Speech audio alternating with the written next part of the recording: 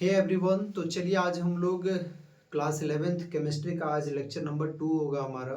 जो कि आज हम लोग चैप्टर स्टार्ट करेंगे। फर्स्ट लेक्चर में हम लोग इंट्रोडक्शन देखें कि केमिस्ट्री का इंट्रोडक्शन क्या होता है। जैसे कि पढ़ें कि केमिस्ट्री का डेफिनेशन क्या होता है। डेफिनेशन में हम लोग पढ़ें कि आप मैटर की कंपोजिशन के बारे में स्टडी करते हो, उसके प्रॉपर्टीज वगैरह के बारे में, उसके रिएक्शन इंटरेक्शन वगैरह के बारे में स्टडी करोगे। वो आपका किस में आएगा? केमिस्ट्री में।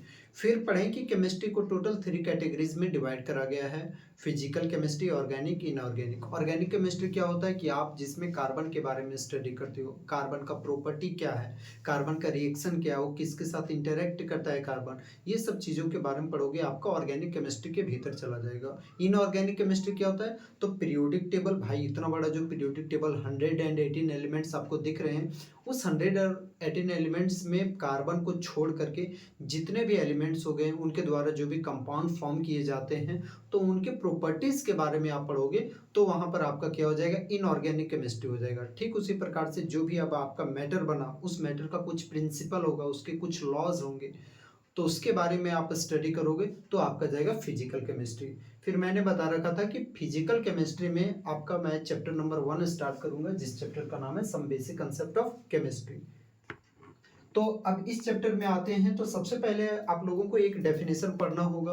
वो डेफिनेशन के साथ स्टार्ट करेंगे, जो कि है मैटर। आप लोग क्लास 9th में पढ़ रखे होंगे। मैटर होने के लिए भाई 3 कंडीशन मांगता है। कोई भी ऑब्जेक्ट तभी मैटर होगा जब ये 3 कंडीशन फुलफिल होगा। पहला तो क्या होना चाहिए? स्पेस ऑक्यूपाई करना चाहिए। स्पेस ऑक्यूपाई मतलब वो जगह घेरना चाहिए। जैसे कि ये मार्कर ही ले लीजिए, क्या मार्कर जगह घेर रहा है, ये बोर्ड जगह घेर रहा है, मैं जगह घेर रहा हूँ, मोबाइल फोन जगह घेर रहा है, वगैरह वगैरह, नोटबुक, बुक्स वगैरह, पेंसिल वगैरह, सारा का सारा तो जगह घेर रहा है ना, हर एक चीज। तो जो भी स्पेस ऑक्यूपाई करता है उसे हम लोग क्या कह देंगे? मैटर कहेंगे। दूसरा बड़ी बात कि having some mass, having some mass, उसका कुछ ना कुछ मास भी होना मांगता है भाई। कुछ ना कुछ मास हो भाई, 1 ग्राम ही क्यों ना हो, 1 मिलीग्राम ही क्यों ना हो, लेकिन उसका मास जरूर होना चाहिए। बिना विदाउट मास मैटर एग्जिस्ट ही नहीं करता। अगर मास ना हो तो मैटर बिल्कुल भी नहीं है। जैसे कि फॉर सपोज आप कुछ भी ले लो, वैसा ऑब्जेक्ट, एक बाल का ही टुकड़ा ले लीजिए, क्या उसका मास नहीं होता है? क्या बिल्कुल सा होता है सर। एक पेंसिल ले लीजिए, उसका भी मास होता है। छोटा सा चींटी भी ले लीजिए, उसका भी मास है। यानी कि हर वो एक चीज जिसका मास होता है, जो स्पेस ऑक्यूपाई करता है, उसको हम लोग क्या कहेंगे? मैटर। और तीसरा प्रॉपर्टी है चार्ज का। उस मैटर का अपना कुछ ना कुछ चार्ज होगा। चार्ज 2 प्रकार का होता है सर, एक पॉजिटिव चार्ज और एक नेगेटिव चार्ज। तो मैटर होने के लिए अब मैं यही तीनों को डेफिनेशन मिला करके लिख सकता हूं। Any object, any object that occupy space, जो कि जगह घेरते हैं, and having some mass, having some mass, उसका कुछ ना कुछ अपना क्या होगा? मास होगा, वॉल्यूम होगा। मास एंड वॉल्यूम भी लिख देता हूं मैं, मास एंड वॉल्यूम, उसका कुछ ना कुछ सर मास होगा। मास है तो वॉल्यूम, जाहिर सी बात है, अगर मास है तो वॉल्यूम भी होगा। तो मास और वॉल्यूम भी हो, उसको हम लोग क्या कहेंगे? मैटर कहेंगे। स्पेस घेरना चाहिए। और हम लोग पॉइंट के तौर पर क्या ऐड कर सकते हैं? All matter have the property of charge, सारे के सारे मैटर के पास क्या होता है? The property of charge. जितने भी मैटर हैं, सभी मैटर में आपको चार्ज का प्रॉपर्टी देखने को मिलेगा। अब सर चार्ज कितने टाइप के हुए? तो चार्ज तो आप लोग पहले से ही पढ़ते आ रहे हो कि ये चार्ज 2 टाइप का होता है, एक पॉजिटिव चार्ज और दूसरा कौन सा? Negative charge. अब यहाँ पर पॉजिटिव पॉजिटिव चार्ज है, पॉजिटिव पॉजिटिव यानी कि सेम चार्ज है। कौन सा आपको चार्ज यहाँ पर क्या देखने को मिल रहा है? Same charge, same type of charge, same type of charge. तो जब सेम टाइप ऑफ चार्ज होंगे तो बताइए, जरा सा सोच करके बताइए कि सेम टाइप ऑफ चार्ज होंगे, positive positive, negative negative, charge तो सेम हो रहा है ना। तो सेम टाइप ऑफ चार्ज रहेंगे तो वहां पर फोर्स ऑफ अट्रैक्शन काम देगा या फिर रिपल्सन फोर्स? तो जाहिर सी बात है, सेम चार्ज रहेगा तो आपका कौन सा फोर्स का काम करेगा? रिपल्सन फोर्स, रिपल्सिव फोर्स काम करेगा, फोर्स ऑफ रिपल्सन। अगर आपका पॉजिटिव नेगेटिव या तो नेगेटिव पॉजिटिव रहा, यानी कि opposite type of charge, opposite type of charge हमको देखने को मिला, तो सर क्या होगा? तो सर क्या होगा? यहाँ पर आपको अट्रैक्शन फोर्स देखने को मिलेगा, फोर्स ऑफ अट्रैक्शन भाई। यानी कि positive positive charge, negative negative charge, same type of charge के बीच में आपको कैसा देखने को मिलेगा, रिपल्सन। रिपल्सन में यानी कि ऑब्जेक्ट क्या होंगे, एक दूसरे से दूर जाएंगे दूर जाएंगे दूर जाएंगे, रिपल्सिव हो रहे, रिपल्सिव। अट्रैक्शन फोर्स में ऑब्जेक्ट एक दूसरे के नजदीक आएंगे, तो same type of charge repulsion force होगा। अनदर टाइप या तो हम लोग बोल लेते हैं अपोजिट टाइप ऑफ चार्ज, आपको क्या देखने को मिलेगा, फोर्स ऑफ अट्रैक्शन। आप इसको स्क्रीनशॉट ले लीजिए। चलिए अब हम लोग आगे पढ़ते हैं कि मैटर तो पढ़ लिए भाई, मैटर के एग्जाम्पल भी आप लोगों ने जानना होगा कि मैटर के एग्जाम्पल वगैरह क्या हो जाएगा, कि जो भी आपका स्पेस ऑक्यूपाई करता है भाई, ये सब के सब मैटर हो गए। अब स्पेस कौन कौन ऑक्यूपाई नहीं करता, स्मेल, स्मेल मतलब गंध वगैरह, क्या ये स्पेस ऑक्यूपाई करेंगे क्या, नहीं, ये मैटर नहीं हुए। अच्छा एयर बताओ, एयर मैटर हुआ या नहीं, तो एयर मैटर होगा, क्योंकि एयर स्पेस ऑक्यूपाई करता है, एयर का मास भी होता है। जो भाई ऑक्सीजन सिलेंडर जो चढ़ाया जाता है, क्या उसका मास नहीं होता है क्या, बिल्कुल मास होता है। दैट मीन्स यानी कि एयर भी आपका क्या हुआ, मैटर हुआ। ओके आगे हम लोग देखते हैं कि मैटर को कितने भागों में बांटा गया है। तो याद रखोगे आप सभी कि ये जो मैटर को है ना, दो भागों में कैटेगराइज किया गया, दो भागों में बांटा गया है। कौन कौन सा, पहला तो on the basis of physical state, physical, ठीक है, फिजिकल क्लासिफिकेशन मैं लिखता हूँ, फिजिकल क्लासिफिकेशन। और दूसरा आपका क्या हो गया, chemical classification. Second one is chemical classification, classification मतलब मैटर को कितने भागों में बांटा गया है, दो भागों में। पहला आपका क्या हो गया फिजिकल और दूसरा आपका chemical. On the basis of physical classification, ये फिजिकल क्लासिफिकेशन किस पर आधारित रहेगा, तो on the basis of physical state of physical state of temperature and pressure. भाई ये टेम्परेचर और प्रेशर को लेकर के बात करेगा।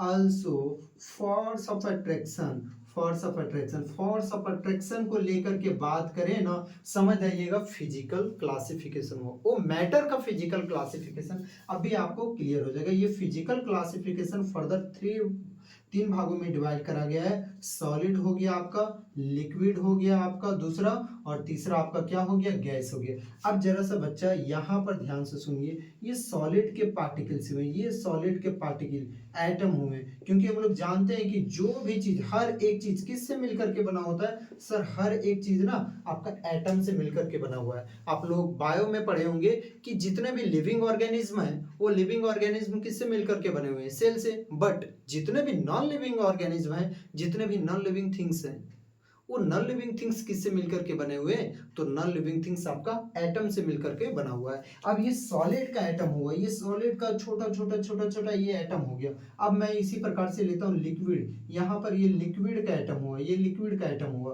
और ये आपका किसका एटम हुआ, गैस का एटम हुआ। सॉलिड का, लिक्विड का, गैस का एटम, ये हुआ सॉलिड का पैकेजिंग, ये हुआ लिक्विड का एटम का पैकेजिंग, और ये गैस का पैकेजिंग हुआ। अब यहाँ पर देखिए कि सॉलिड में पार्टिकल्स को अगर आप लोग देख पा रहे होंगे, तो सॉलिड में जो भी पार्टिकल है, एटम जो है, वो कि बहुत ही क्लोजली पैक है। क्लोजली पैक मतलब बहुत ज्यादा आपका क्लोजली अरेंजमेंट, एकदम क्लोज अरेंजमेंट में है, बहुत ज्यादा क्लोजली पैक है। लिक्विड में क्या है कि जो भी एटम है, उन एटम्स के बीच में थोड़ा सा गैप है, यानी कि इसके तुलना में थोड़ा सा ज्यादा गैप है, और गैस में तो और ज्यादा गैप है सर, स्पेस और ज्यादा है। तो यहां पर बोल रहे हैं कि एटम जो है वो बहुत ज्यादा क्या है, क्लोजली पैक है, डेंस पैक है यहाँ पर। यानी कि क्यों डेंस पैक है, क्योंकि इनके बीच में जो फोर्स ऑफ अट्रैक्शन काम कर रहा है, बहुत ज्यादा फोर्स ऑफ अट्रैक्शन काम कर रहा है, तो इसका फोर्स ऑफ अट्रैक्शन ज्यादा हुआ, इससे फोर्स ऑफ अट्रैक्शन कम हुआ गैस, लिक्विड में, और सबसे फोर्स ऑफ अट्रैक्शन कम हो गया किस में, गैस में। तो यहाँ पर फोर्स ऑफ अट्रैक्शन को बात लेकर के चल रहे हैं हम लोग, यहाँ पर किसको लेकर के बात चल रहे हैं, फोर्स ऑफ अट्रैक्शन। और फोर्स ऑफ अट्रैक्शन को लेकर के बात अगर हम लोग चलते हैं ना, वो फिजिकल क्लासिफिकेशन कहलाता है, फिजिकल चेंज कहलाता है। फिजिकल क्लासिफिकेशन क्या होता है, आपका एटम्स का जो भी मॉलिक्यूल्स होते हैं, एटम्स होते हैं, उन एटम्स या मॉलिक्यूल्स में फोर्स ऑफ अट्रैक्शन को लेकर के बात हो ना, तो समझ जाइएगा कि फिजिकल क्लासिफिकेशन है। तो मैटर का फिजिकल क्लासिफिकेशन कितने भागों में डिवाइड करा गया, सॉलिड, लिक्विड, गैस। लेकिन पता ये हम लोग 9th में पढ़े हुए थे, बट याद होगा आप लोगों को, तो दो और स्टेट थे। एक फोर्थ स्टेट का नाम था आपका प्लाज्मा, याद करिए, और फिफ्थ स्टेट का नाम था बीईसी यानी कि Bose Einstein condensate. Plasma, plasma क्या होता है सर? मैटर का फोर्थ स्टेट होता है। ये मैटर का तो तीन स्टेट हुआ, सॉलिड लिक्विड गैस, और फोर्थ स्टेट का नाम है प्लाज्मा, जिसमें कोई भी मैटर का टेम्परेचर बहुत ज्यादा हाई रहता है। जैसे कि ये आपका जो CFL बल्ब वगैरह रहता है और साथ में ट्यूबलाइट वगैरह ले लीजिए, तो उसमें जो आपका करंट आ रहा है, जो लाइट उसमें जल करके आ रहा है, तो उस टाइम में टेम्परेचर, खास करके पीला वाला बल्ब में देखिए, तो उसमें टेम्परेचर क्या होता है? बहुत ज्यादा होता है। ये आपका क्या कहलाएगा? जिसमें मैटर का वो स्टेट जिसमें आपका टेम्परेचर बहुत बहुत बहुत ज्यादा हो, वो आपका प्लाज्मा कहलाता है, मैटर का फोर्थ स्टेट। आप ले लीजिए सन, सबसे और अच्छा से समझ में आएगा। आप सन ले लो भाई, तो सन का देखिएगा, सन में टेम्परेचर इतना जो गर्मी लग रहा है, ये जो टेम्परेचर सन के भीतर का टेम्परेचर तो बहुत ज्यादा है भाई, लाखों डिग्री सेल्सियस है, मिलियन में डिग्री सेल्सियस में टेम्परेचर है उसका। तो जिसमें आपका टेम्परेचर बहुत ज्यादा रहता है, ये आपका क्या कहलाता है? प्लाज्मा कहलाता है। और भी अगर आप एग्जांपल ले सकते हो, जैसे कि स्टार्स वगैरह ले लीजिए, जितने भी तारे होते हैं, ये सबके मैटर के फोर्थ स्टेट है। फिफ्थ स्टेट में क्या होता है? ये बोस आइंस्टाइन कंडेंसेट, ये एक वैज्ञानिक थे बोस, और एक दूसरे वैज्ञानिक है, तो आप लोग नाम परिचित होंगे, आइंस्टाइन। इन दोनों ने मिलकर के मैटर के फिफ्थ स्टेट का डिस्कवर किया था, खोज किया हुआ था, कि जिसमें से मैटर का टेम्परेचर बहुत कम होता है। प्लाज्मा में मैटर का टेम्परेचर जो भी होता है बहुत हाई होता है, बीईसी में मैटर का टेम्परेचर क्या होता है? बहुत लो होता है। अब अगर हम लोग बात करते हैं सर केमिकल क्लासिफिकेशन की, तो केमिकल क्लासिफिकेशन आपको दो वेज में बांटा गया है, टू वेज में। Chemical classification based upon two ways. एक तो पहला आपका क्या हो गया भाई? प्योर सब्सटेंस हो गया, पहला आपका हो गया प्योर सब्सटेंस, और दूसरा आपका हो गया यहाँ पर मिक्सचर। ठीक है, प्योर सब्सटेंस और मिक्सचर। अब बहुत लोगों के मन में मिथ होता है, पता है क्या? प्योर है, प्योर चीज, प्योर का नाम सुनना दैट मीन्स, यानी कि हम लोग सोच लेते हैं कि कोई प्रकार का मिलावट ना हो तो वो क्या हो जाएगा? प्योर हो जाएगा। जैसे कि मैं आपको एक एग्जांपल देता हूँ, आप दूध लेने के लिए गए हो, एकदम ग्वाला जो वहीं पर एकदम गाय एकदम डायरेक्ट आप ही के सामने में दूध गारा और तुरंत आप ही को दे दिया, तो आपके अनुसार क्या बोलिएगा? कि नहीं, दूध तो एकदम प्योर है, मिल्क प्योर है। बट अगर केमिस्ट्री के हिसाब से देखा जाए, अकॉर्डिंग टू साइंस देखा जाए, तो वो जो आप मिल्क लिए हो ना, इम्प्योर है, वो मिक्सचर है, ना कि वो प्योर सब्सटेंस है। तो केमिस्ट्री में प्योर सब्सटेंस का तो डेफिनेशन ही बदल जाता है। ब्लड, हम लोग कहीं भी कट फट जाते हैं तो वहां से ब्लड निकलता है। अब भाई मेरा ब्लड है तो मेरे अंदर ही रहेगा, क्या मैं किसी और से मिलाया हुआ हूँ ब्लड? क्या नहीं। लेकिन फिर भी वो केमिस्ट्री के अनुसार वो ब्लड जो है आपका मिक्सचर होता है, ना कि प्योर सब्सटेंस। तो प्योर सब्सटेंस का डेफिनेशन क्या होता है, प्योर सब्सटेंस कहते हैं किसे, ये हम लोग पढ़ेंगे जब टॉपिक आएगा तब। अभी समझ जाइए कि केमिकल मैटर के केमिकल क्लासिफिकेशन को दो भागों में बांटा गया, एक प्योर सब्सटेंस और दूसरा मिक्सचर। अब प्योर सब्सटेंस मैं थोड़ा सा यहाँ पर इसको मिटा रहा हूँ, आप लिख लोगे, ठीक है? ये प्लाज्मा है और ये बीईसी है, बोस आइंस्टाइन कंडेंसेट। अब यहाँ पर देखिए, प्योर सब्सटेंस को दो भागों में फिर से बांटा गया है। ये दो प्रकार के प्योर सब्सटेंस हो सकते हैं, या तो प्योर सब्सटेंस एलिमेंट्स के रूप में होंगे, या तो प्योर सब्सटेंस किसके रूप में होंगे? एलिमेंट्स के रूप में होंगे, या तो यही प्योर सब्सटेंस जो होगा वो आपका किसके रूप में होगा भाई? कंपाउंड्स के रूप में होंगे। तो या तो एलिमेंट्स के रूप में या तो कंपाउंड्स के रूप में, दो ही रूप में पाए जाते हैं कौन? Pure substance. मिक्सचर भी ठीक उसी प्रकार से दो भागों में क्लासिफाई किया गया है, दो भागों में बांटा गया है। पहला तो हुआ आपका होमोजीनियस मिक्सचर, होमोजीनियस मिक्सचर, और दूसरा आपका हुआ non homogeneous mixture, non homogeneous. हो कि आप ये सब लिख सकते हो, नॉन होमोजीनियस मिक्सचर। आप नॉन होमोजीनियस मिक्सचर भी बोल सकते हो, या तो हेटेरोजीनियस, हेटेरोजीनियस मिक्सचर। तो यहाँ पर एक बारी मैं अब इस चीज को रिपीट कर दे रहा हूँ, मैटर का कितना भागों में, मैटर को कितने भागों में क्लासिफाई किया गया है? दो भागों में। पहला तो हो गया on the basis of physical classification, and दूसरा हो गया on the basis of chemical classification.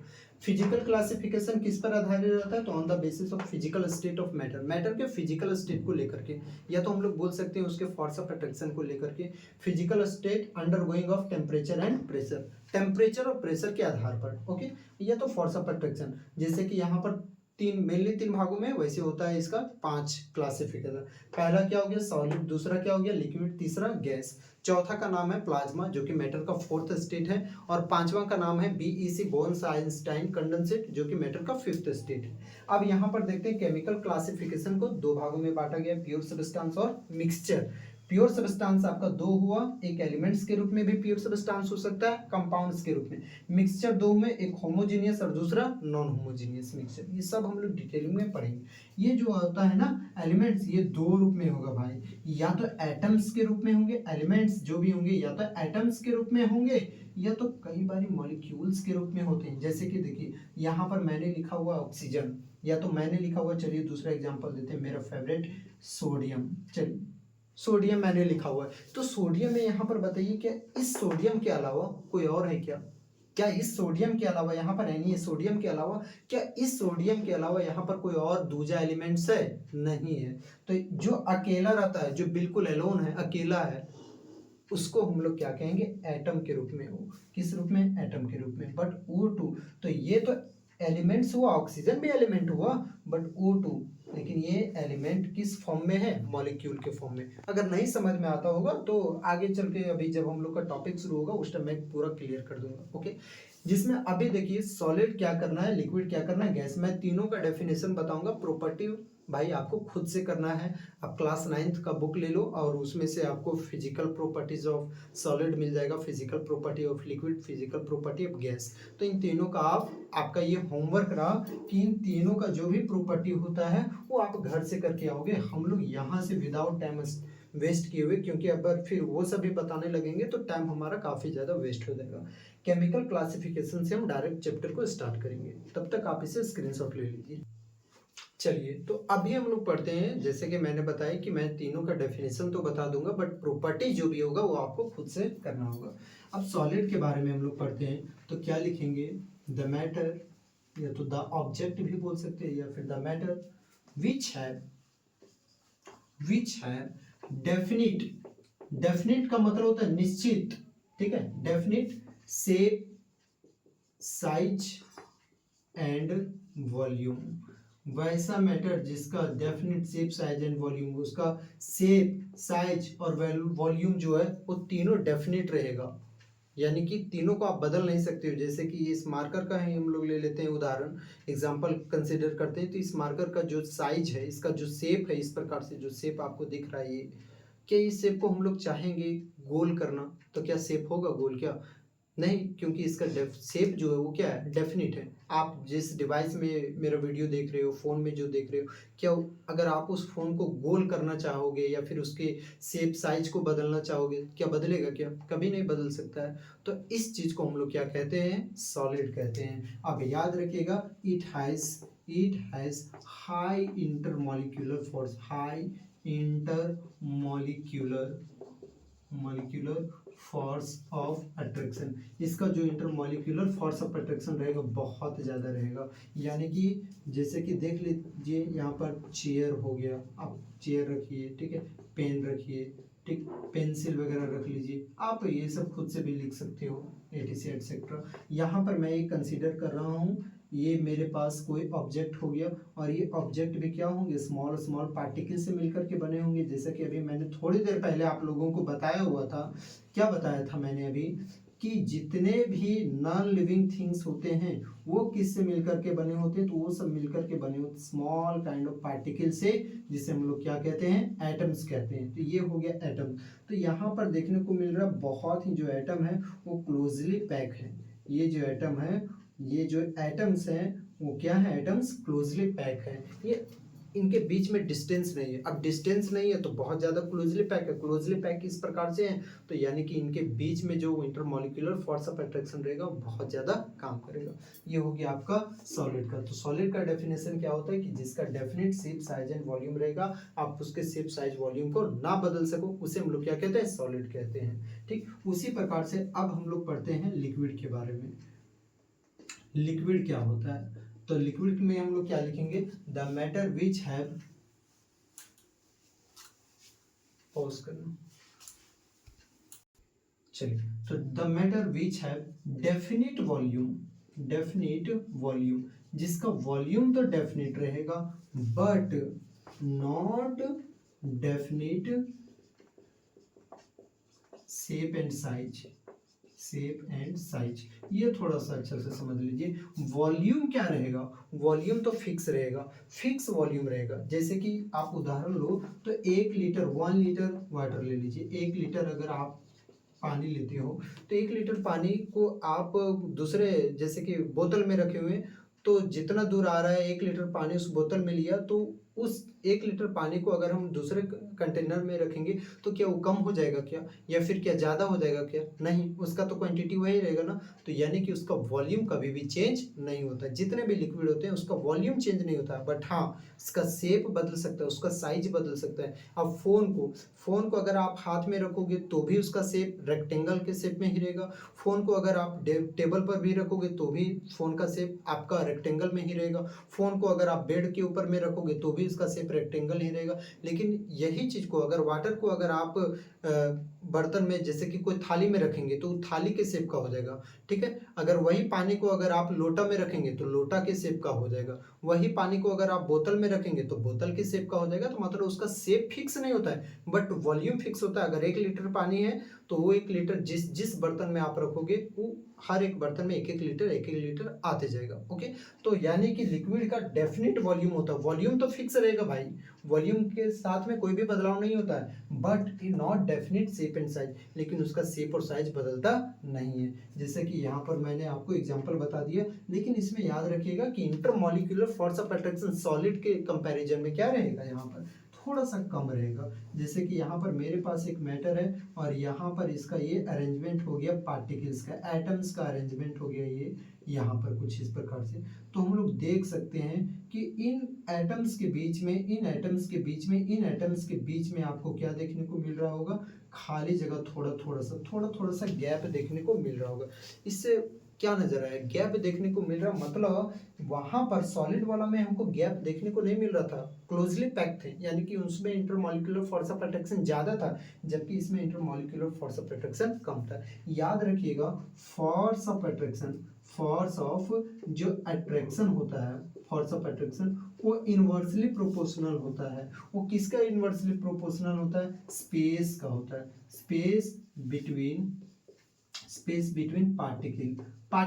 Particles के स्पेस के इनवर्सली प्रोपोर्शनल रहेगा। स्पेस अगर पार्टिकल्स के बीच में स्पेस बहुत ज्यादा है, पार्टिकल्स के बीच में जो भी मैटर है उस मैटर के पार्टिकल्स के बीच में स्पेस बहुत ज़्यादा, स्पेस बढ़ जाएगा, यहाँ पर इन्वर्सली प्रोपोर्शनल स्पेस बढ़ जाएगा सर, तो फोर्स ऑफ अट्रैक्शन क्या हो जाएगा, अपने आप खत्म हो जाएगा, भाई दूर चला जाएगा ना, तो फिर क्या उसको पकड़ पाएगा, क्या नहीं पकड़ पाएगा, यानी कि फोर्स ऑफ अट्रैक्शन उस टाइम में कम हो जाएगा। लेकिन अगर स्पेस बहुत कम है, बहुत कम, यानी कि बहुत क्लोजली पैक है, तो एक दूसरे को अच्छे से पकड़ करके रखेंगे, यानी कि उस टाइम में फोर्स ऑफ अट्रैक्शन क्या हो जाएगा, ज्यादा हो जाएगा।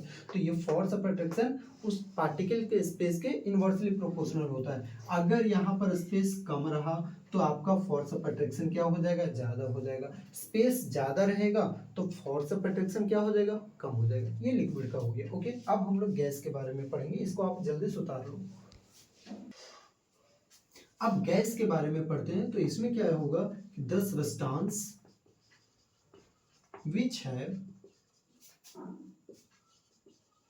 नो डेफिनिट, इसका तो कुछ अता पता ही नहीं रहेगा, कोई भी कुछ नहीं, which have no definite shape, ना तो इसका शेप फिक्स रहेगा, ना तो इसका साइज फिक्स रहेगा, और ना ही इसका क्या फिक्स रहेगा, वॉल्यूम वगैरह वगैरह, ये सब फिक्स रहबे नहीं करेगा। गैस हम लोग देखते हैं, क्या गैस ये इस रूम का जो एयर का पार्टिकल्स है वो क्या इसी रूम में रहेगा जिंदगी भर के लिए, क्या बाहर नहीं जाएगा क्या, या बाहर का एयर पार्टिकल्स है वो क्या अंदर नहीं आएगा इस रूम में, क्या बिल्कुल आ सकता है।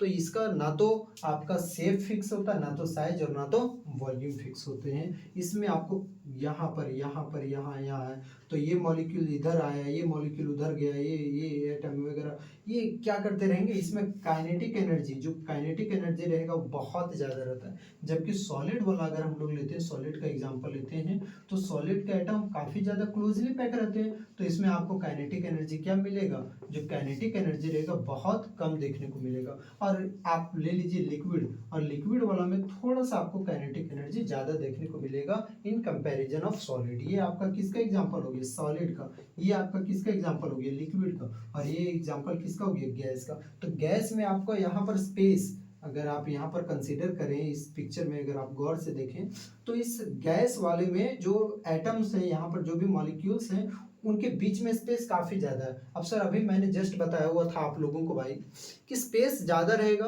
तो इंटरमॉलिक्यूलर फोर्स ऑफ अट्रैक्शन क्या हो जाएगा, अपने आप कम हो जाएगा। तो इसमें सबसे कम इंटरमॉलिक्यूलर फोर्स ऑफ अट्रैक्शन रहेगा, तो हम लोग बोल सकते हैं it has very low intermolecular force of attraction. इसका जो फोर्स ऑफ अट्रैक्शन रहेगा बहुत बहुत बहुत कम रहेगा भाई, इन कंपैरिजन ऑफ सॉलिड के कंपैरिजन में बहुत कम रहेगा। बट काइनेटिक एनर्जी की बात करें तो ये तो एकदम पूरा बवाल रहेगा भाई। ये काइनेटिक एनर्जी बहुत ज़्यादा रहेगा, force of attraction come, space ज़्यादा है तो इसको जगह ज़्यादा मिलेगा घूमने फिरने के लिए, जगह ज़्यादा मिलेगा। दैट मीन्स यानी कि काइनेटिक एनर्जी बहुत ज़्यादा है। काइनेटिक एनर्जी घूमना फिरना समझ जाइए, पार्टिकल्स का मोशन होना, ये क्या कहलाता है, काइनेटिक एनर्जी। ये आपका मोशन हो रहा है, ये मार्कर चल रहा है, ये आपका क्या हुआ, काइनेटिक एनर्जी। गाड़ी चल रही है, ये आपका क्या हुआ, काइनेटिक एनर्जी। तो इसमें आपका सबसे ज़्यादा काइनेटिक एनर्जी मिलेगा, क्यों, क्योंकि इसमें स्पेस ज़्यादा है तो आसानी से ये थोड़ा सा मूव कर सकता है, तो इसमें काइनेटिक एनर्जी सबसे ज़्यादा, जबकि सॉलिड में काइनेटिक एनर्जी सबसे कम।